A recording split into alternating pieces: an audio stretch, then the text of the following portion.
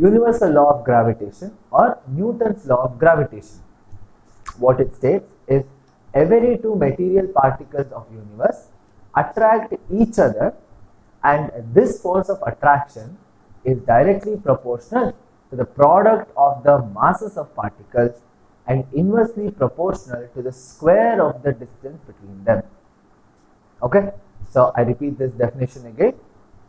Every two material particles of universe attract each other, and this force of attraction is directly proportional to the product of the masses of particles and inversely proportional to the square of the distance between them.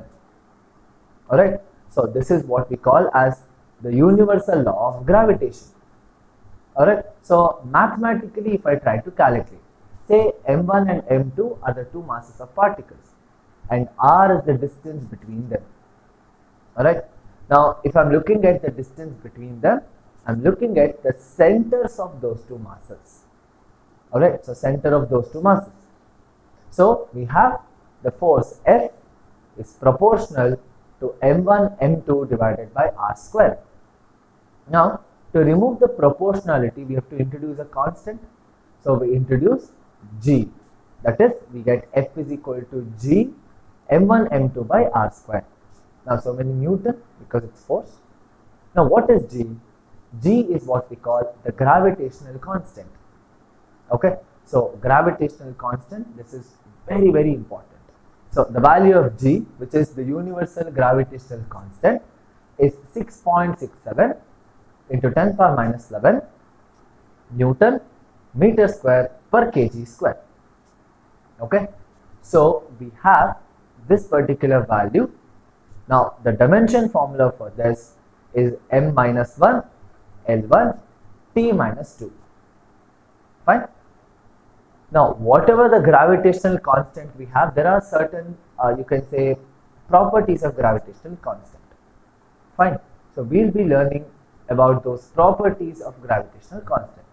Fine. So we'll start with the first property. The value of G is same for all the places, meaning it does not depend on temperature, pressure, nature of bodies, mechanical stress or strain or anything. It's always constant. Second one, due to extremely small value of G, the gravitational force between two bodies is very small. This is the reason why we can feel the pull only when we have masses which are very huge, like all astronomical objects. Like even though we have gravitational force between, let's say a cricket bat and a cricket ball. Now the mass of them is very small, right? So the gravitational force becomes negligible. Okay, so this is the second point. Now the third one, the Newton's law of gravitation holds only for point masses. Alright, so whenever we have large masses, then we also have to consider the dimensions, where the mass is concentrated and all those things. Fair enough? The next one. Now due to extremely small value of G, it is difficult to find its value in the labs. See, looking at 6.67 into 10 power minus 11, look at the value, it is so small. How can we even produce such a small force? It's very hard, correct?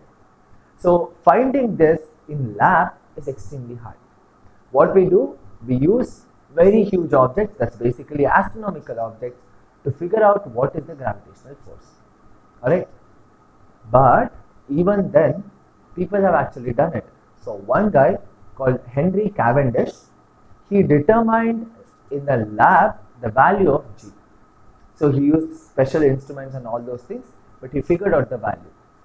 Okay, now whenever we talk about the gravitational constant, remember the value 6.67 into 10 power minus 11. Alright, so whatever we talk about the gravitational law, universal law of gravitation, now can we apply it in general scale? Now is it a vector or is it a scalar? Because gravitational force, we usually call it as a vector, correct? So is it a vector, is it a scalar? Can we apply it for many objects? Like superposition, is it possible or not? All these things we'll see in the further videos.